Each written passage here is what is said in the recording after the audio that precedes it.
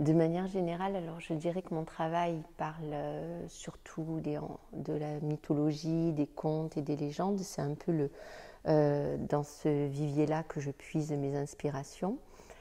Et quand Vincent m'a invitée pour cette carte blanche à la Galerie Sator, j'étais en pleine campagne et j'étais déjà en train de travailler sur une série qui reprenait dans la mythologie plutôt le rapport de la femme à la nature et en prenant l'axe plus ou moins de Daphné et puis de tout ce qui était donc métamorphose, femme en lien avec la forêt, en lien avec tout ce qui pourrait être de l'ordre de l'imaginaire, du mystique autour de ça et du rapport entre se réapproprier en fait cette relation femme-nature, femme-forêt, mais aussi tout ce qui peut être donc mystique autour, tout ce qui a pu être raconté dans les contes, les légendes qui ont fait beaucoup peur aussi, qui étaient pas forcément de l'ordre de la sorcellerie, mais quelque part tous ces ancrages comme ça dans ces pouvoirs un peu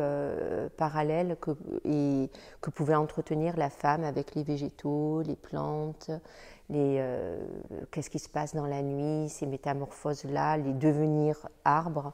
Parce que quand on rentre dans la mythologie, on a beaucoup de transformations, de métamorphoses de femmes en arbres.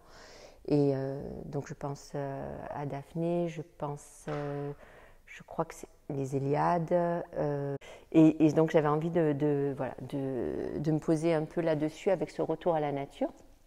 Et puis, mais de parler aussi de la femme donc nue, dans l'idée d'une métamorphose, mais aussi dans l'idée de la femme au pouvoir, qui reprend, une femme puissante et qui reprend le pouvoir face au monde tel qu'il est aujourd'hui. Je m'amuse souvent comme ça à des allers-retours entre ce qui est donc une narration qui nous a construite, je reviens sur les contes, mythes et légendes, mais aussi le rapport avec ce qui se passe dans la société aujourd'hui. Et souvent, ce sont des ancrages qui sont juste ça prend racine, mais ça ne raconte pas, ça n'illustre pas une histoire. C'est juste qu'à un moment donné, ça rencontre l'histoire mythologique ou l'histoire contée.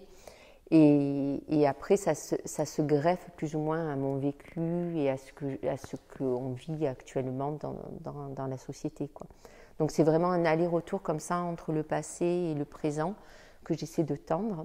J'avais envie de travailler donc à la fois sur des formats de peinture et en même temps de revenir aussi à des amours que j'ai pour le volume, pour la sculpture. Enfin, je parlerai plutôt de volume ici, puisque donc, j'ai décidé de présenter des arbres en céramique avec des petites cabanes, maisons qui sont une sorte d'abris un peu à la fois inquiétants, qui pourraient être justement des abris dans la forêt, des abris pour êtres ou femmes ou autres qui habiteraient ces lieux-là. Et donc, ils s'inscrivent comme ça dans une même narration, on pourrait dire, que la peinture. Et en même temps, la cabane, c'est quelque chose qui a toujours été pour moi, un peu comme la forêt finalement, le lieu de tous les possibles, un endroit où les métamorphoses se font. C'est-à-dire c'est dans la cabane, dans les premiers abris qu'on a construits même, enfants, où on peut s'imaginer adulte, où on peut s'imaginer appartenant à une société d'adultes. Donc se construire à l'abri des regards dans un petit lieu clos qu'on a fabriqué nous-mêmes et jouer un rôle, quoi. Et la cabane, c'est vraiment ça, c'est l'endroit de la métamorphose, l'endroit où on joue un rôle. Ça renvoie aussi à la matrice, c'est vraiment, et puis du coup à l'origine, c'est-à-dire le ventre de la mère, l'endroit de la première métamorphose, mais aussi le premier endroit qu'on habite.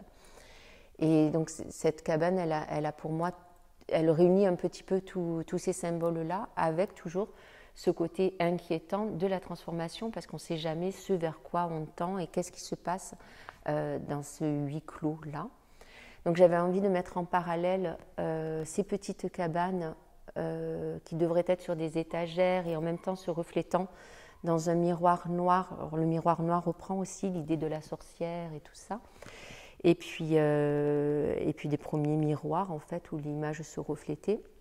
Et en même temps, ce miroir noir creuse un espace plus qu'il ne le reflète. Il creuse et il reflète un espace. Donc c'est quelque chose qui m'intéresse et qui ouvre sur des frontières troubles entre réel, fiction, imaginaire et des choses qui se situent comme ça à l'orée du jour et de la nuit, à l'orée du bois, à l'orée de la vie et de la mort. C'est un peu ce cycle qui m'intéresse, quoi, de la chose toujours recommencer.